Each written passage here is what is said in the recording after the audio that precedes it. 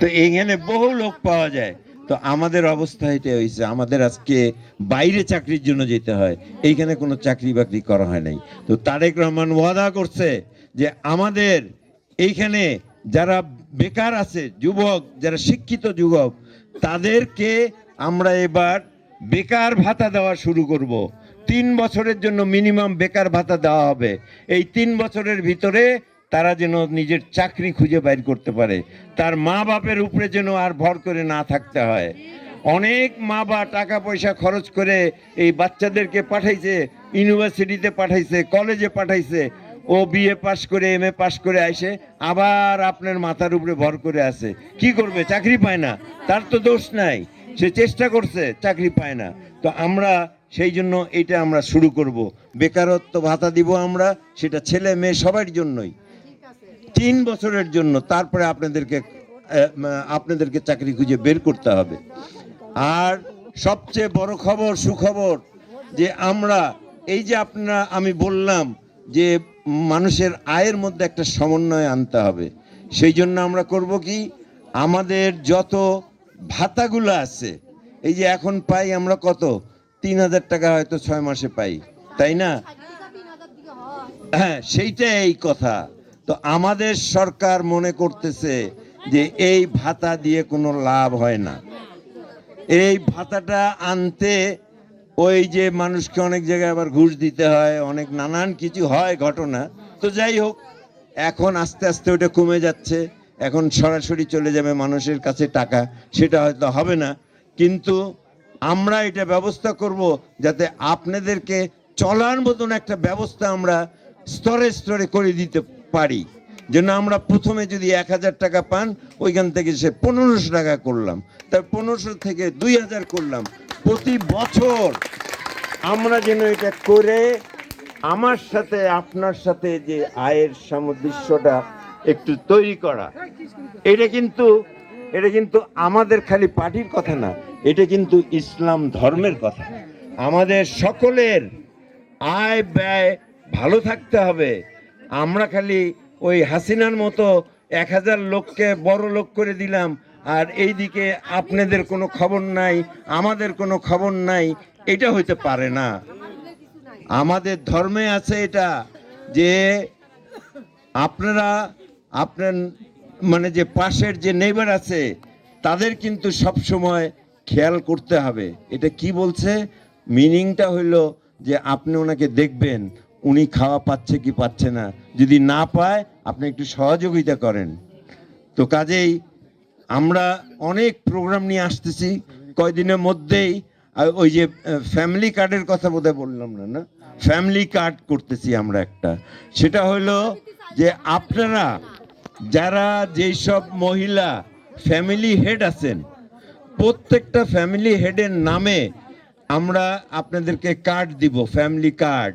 এই কার্ডের মধ্যে লেখা থাকবে আপনি মাসে এত ডাল, এত চাল, এত মানে চিনি, এত এই তেল, এইসব পাবেন, এবং এটা ন্যায্য মূল্যে পাবেন। যেটা আপনাকে বাইরের থেকে যেটা বেশি দামে কিনতে হয়, ওটা আপনাকে কিনতে হবে না, এটা আপনি সরাসরি যে রেশনের দোকান থেকে নিয়ে আসবেন এটা। তো এই ব্যবস্থা আপনাদের জন্য করা হচ্ছে। তারপরে তো আগের কথা হলোই যে আপনাদের মেয়েদের শিক্ষার জন্য খালেদা জিয়া যে বৃত্তিটা দিচ্ছিল ওইটা থাকবে। তারপরে আমরা চিন্তা করছি যে স্কুলে একবেলা খাওয়া দাওয়ার ব্যবস্থা করা যায় কিনা, সেটা নিয়েও চিন্তাধারা হচ্ছে। যে বাচ্চারা, ছোট বাচ্চারা স্কুলে যায়, স্কুলে যেয়ে যখন পড়াশোনা করতে থাকে, টিফিন একটা না দিলে তারা ঠিক থাকতে পারে না, ওরা মাথা কাজ করে না, গ্লুকোজ থাকে না মাথার মধ্যে। তো সেই জন্য আমাদের পার্টির চিন্তাধারা আছে যে স্কুল প্রোগ্রাম করতে হবে, স্কুলে এই টিফিন দিতে হবে, যাতে সবাই সমান খেতে পারে, যাতে ওর স্বাস্থ্যটা ভালো থাকে। তো আমাদের এরকম আরও অনেকগুলো প্রোগ্রাম আছে, আপনারা জানতে পারবেন।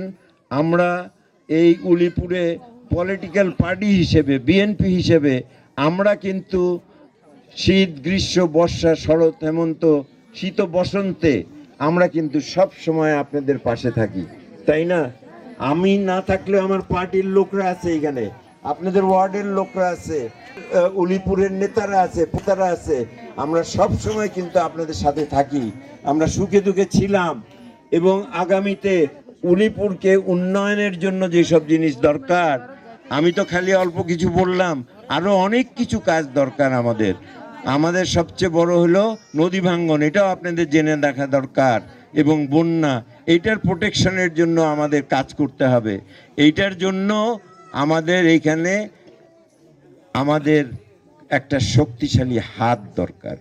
তো আপনারা যদি আমাদের বিএনপিকে ধানের শীষে ভোট দিয়ে আমার হাতটা শক্তিশালী করতে পারেন, তাহলে আমিও তারেক রহমানের হাতটা শক্তিশালী করতে পারবো।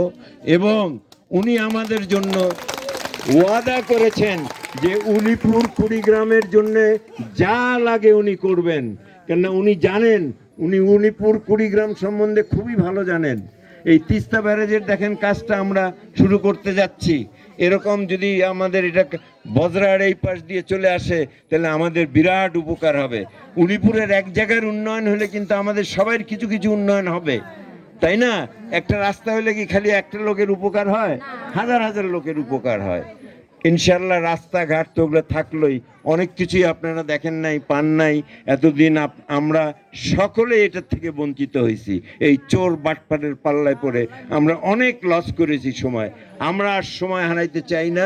আগামীতে নির্বাচনে আপনারা আমাদেরকে ধানের শীষে ভোট দিয়ে আমাদেরকে জয়যুক্ত করলে আমরা উলিপুরে একটা উন্নয়নের জোয়ার এনে দিব ইনশাল্লাহ। আর আপনারা সবাই যেটা চান সেটা হলো মানুষের জীবনের নিরাপত্তা। এইটা আমরা আমাদের 100% আপনাদের নিরাপত্তা আমরা দিব। আমাদের বিএনপির লোকরা আপনাদের পাশে পাশে থাকবে। যে কোনো সময় আপনারা কোনো বিপদে পড়েন, পুলিশের হয়রানি হয়, এটা আমাদেরকে জানাইতে হবে। আমরা জানতে পারলেই ইনশাল্লাহ আমরা মানুষের এই অধিকার যেটা আমরা হারিয়ে ফেলেছি এটা আমাদেরকে ফিরিয়ে আনতেই হবে। আর আপনাদের সুযোগ এটা ফিরিয়ে আনার একদিন একটা পাবেন আপনারা, যেদিন আপনার এই মূল্যবান ভোটটা আপনার নিজের ইচ্ছায় যাকে ইচ্ছা তাকে দিতে পারবেন। এই যে আপনার এই যে ভোটের অধিকারটা ফেরত পেলেন, এটাকে সৎভাবে ব্যবহার করলে ইনশাল্লাহ আমরা অনেক এগিয়ে যাব উলিপুরে। তো আপনাদের সকলকে ধন্যবাদ জানিয়ে আমি আমার বক্তব্য এখানেই শেষ করতে চাচ্ছি। আপনারা ভালো থাকেন, সুস্থ থাকেন, ধন্যবাদ।